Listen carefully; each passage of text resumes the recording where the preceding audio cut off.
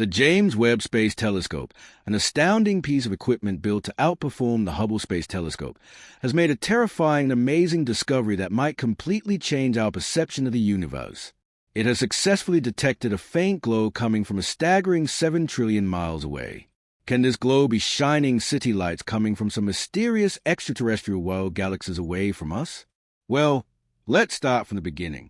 A few years ago, NASA's Infrared Spitzer Space Telescope helped us spot a family of 7 rocky exoplanets orbiting the same star.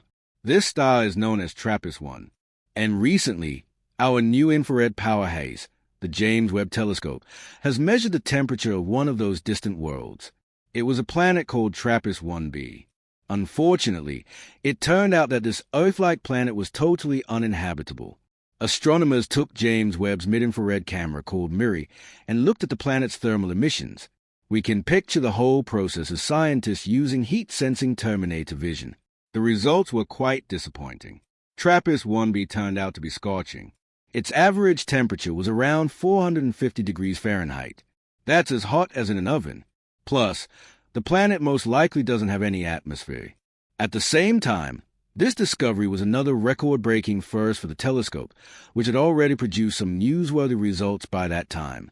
It was the first time researchers detected any form of light emitted by a small and relatively cool exoplanet similar to the rocky planets in our own solar system. No previous telescope had enough sensitivity to measure such dim mid-infrared light. When 7 TRAPPIST-1 exoplanets were first discovered, the astronomical community was ecstatic. That's because all those faraway worlds were about the size of our home planet and located in their star's habitable zone. It's a region that is just the right distance away from a star for liquid water to exist on a planet's surface. Thus, the planetary system became the best place to look for rocky planets with an atmosphere. But don't get too excited yet. These planets aren't likely to become new worlds for humans to explore, mostly because the TRAPPIST-1 planets are totally out of our reach at the moment. They are just too far away at a whopping 235 trillion miles away. Their star is also much smaller and redder than our Sun. It's classified as an M-dwarf star. In our home Milky Way galaxy, there are twice as many of such stars as there are stars like the Sun. And they are also twice as likely to have rocky planets orbiting them. It's probably not surprising that astronomers are very interested in such stars. They are the main targets for seeking potentially habitable planets. And it's also way easier and more convenient to observe rocky planets around such smaller stars. But there's a catch. M-dwarfs are more active than our Sun. They frequently flare and spew high-energy rays which are likely to be extremely damaging to a planet's atmospheres and any forms of extraterrestrial life. When researchers examined TRAPPIST-1b before, their observations weren't sensitive enough to determine whether this world had an atmosphere or if it was just a barren rock. But now we know the planet is tightly locked to its star, which means that one of its sides always faces a star while the other is stuck in perpetual darkness. The latest simulations suggest that if this planet had an atmosphere, its temperatures would be much lower since the air would redistribute the heat around both sides of the planet. Unfortunately, the James Webb Telescope recorded much hotter temperatures than needed for such a favorable scenario. It indicates the absence of an atmosphere and knocks the planet off our list of possibly habitable worlds. But the main excitement here isn't actually the features of TRAPPIST-1b. The main takeaway is that James Webb is capable of making such kinds of measurements. It'll help us explore the atmospheres and temperatures of many other distant worlds. Music. The planet races through space. Its orbit is unstable, like a pool ball gliding across the table, looking for a target to collide into. Only this ball is the size of Mars, and it's going 9,000 miles per hour. Boom! It crashes into another planet. This Mars-sized object was called Theia, and what it smashed into was Earth. The impact released 100 million times more energy than the asteroid that wiped out the dinosaurs. The planetary collision threw tons of solid material from both objects out into space. But only one of the bodies survived. Theia was obliterated and then swallowed entirely by early Earth. But that debris didn't go flying endlessly into the cosmic void. No, something crucial happened. All those solid chunks gathered into a cloud. Gravity squished it together, pressing more and more, and in the end, our moon was born. So goes the theory. At the time of the impact, the solar system was just forming, and this rendezvous of epic proportions probably wouldn't have happened if it weren't for a newly formed Jupiter, throwing Theia off its orbit and straight into Earth. Our young planet withstood the blow. Time passed. Earth evolved. Its surface will become unrecognizable over the next 4.5 billion years. It's hard for the human mind to understand this vast amount of time. So, we'll squeeze it all into one day.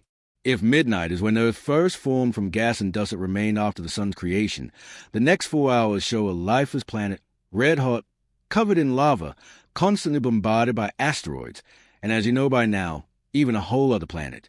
Yet, life finds a way. The first cells appear. It's 4 a.m. on the clock. At 2:08 p.m., we see the first single-celled organisms form. It's not until 8:28 p.m. that sea plants appear. 20 minutes later, what's this? Jellyfish. After them, the planet flourishes with different fish, reptiles, insects. The forests grow at 10:30 p.m. Between 10:56 and 11:40, dinosaurs roamed the Earth. The giant lizards ruled our planet for less than 1 hour. A minute before the dinosaurs' extinction, at 11:39 p.m., the first mammals begin to run around the planet. At 11:58 and 43 seconds, humans appear.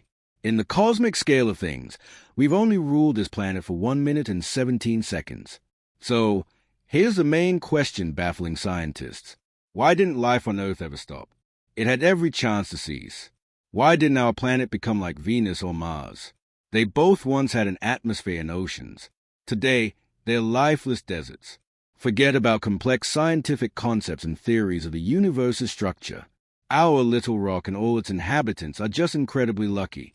Professor Toby Tyrrell at the University of Southampton used computer programs and climate simulations to solve the puzzle of why asteroid collisions and ice ages didn't turn our little rock into a lifeless wasteland. The research team took not 10, 100, or 1,000 virtual planets similar to Earth. They used 100,000 for the experiment, and every single one of those 100,000 was simulated 100 times. They exposed these virtual planets to different phenomena. They were bombarded by asteroids, frozen, exposed to epic eruptions of supervolcanoes that blackened the skies and blocked the surface from the sun's rays. Just 9% or 8,700 of them were successful one time in 100 simulations. Of that group, 4,500 planets remain inhabited 10 times. Only on one planet out of 100,000, life didn't stop all 100 times. If life is a lottery, Earth got extremely lucky. In 2009, the unique Kepler telescope was launched into space. Its task? Search one patch of the night sky or 150,000 stars for rocky Earth-like planets. Over 9 years in service, it ended up surveying more than 500,000 stars. In all that time, with all those observations over nearly a decade, Kepler discovered 2,600 possible Earth-like planets. The weird thing is most of them are a type you can't find in our own solar system. They are something between the size of Earth and Neptune. But back to the real Earth. If you go far from the city and look up at the sky, you'll see an ocean of stars. If you're lucky and it's a clear night, with an unaided eye, you could count a maximum of 2,500 points of light. Yet, there are at least 100 billion stars in the Milky Way. Some estimates put the number of stars in the Milky Way up to 400 billion. So, where's this giant range coming from? Well, counting stars isn't exactly an easy job. Scientists obviously don't number each one individually, 1, 2, 3, and so on. You know how long it takes to count just 1 billion? Over 100 years. Now, multiply that by 400. Instead, they look at small patches of space and use some complex scientific formulas to make educated guesses of how many stars there are in total. You can do a similar experiment yourself. Imagine a bucket filled with 10 pounds of rock, sand, soil, and other items. Your job, understand how many rocks are in that mix. We'll count only those rocks that are visible to us from above. Get a rough estimate of their volume and weight, what percentage of the total we can see. And with some calculation, you can get a number. Is it exact? Nah. Why?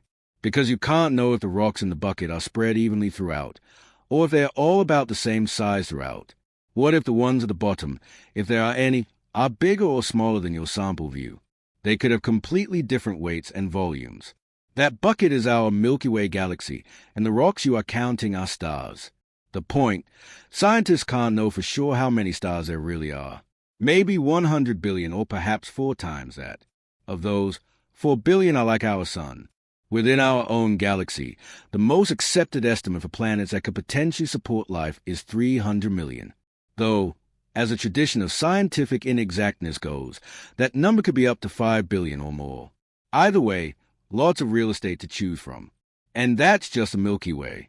But get this, it's just one of 200 billion galaxies in the observable universe. The most recent research puts that number 10 times higher.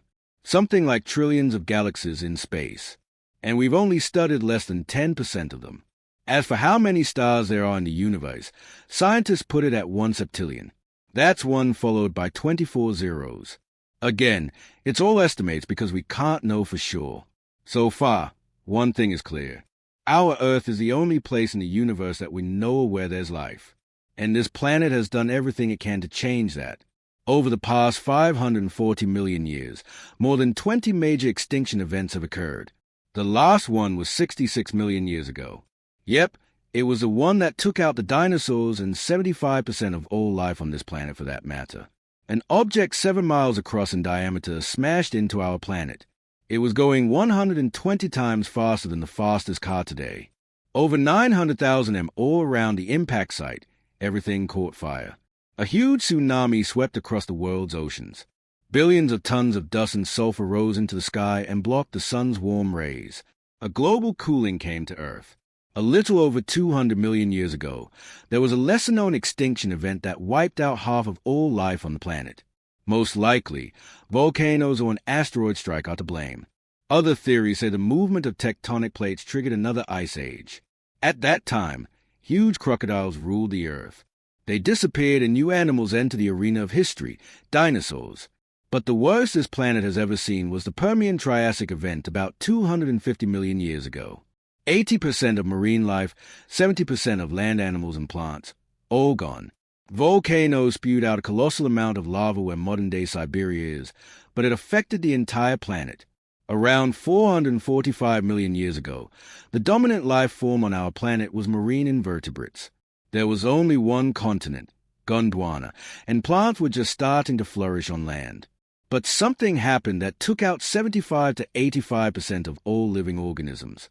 It could have been an ice age, rising temperatures, or more daring theory. Some think it could have been a huge star exploding 6,000 light-years from Earth. It launched a jet-like gamma-ray burst that ripped across space, and poor little Earth happened to be in its path. It burned off the ozone layer instantly. Yeah, we kind of need that thing to protect us. Case in point. No matter how much this planet or even the universe tries to wipe out life on Earth, which is here in the first place from unbelievable odds, life always finds a way. Music, applause, music, applause, music. The only life that we are certain about so far in the entire universe is on planet Earth. Whether that life is intelligent is, let's say, arguable. But anyway, it's not surprising that we're tirelessly searching for life on other planets.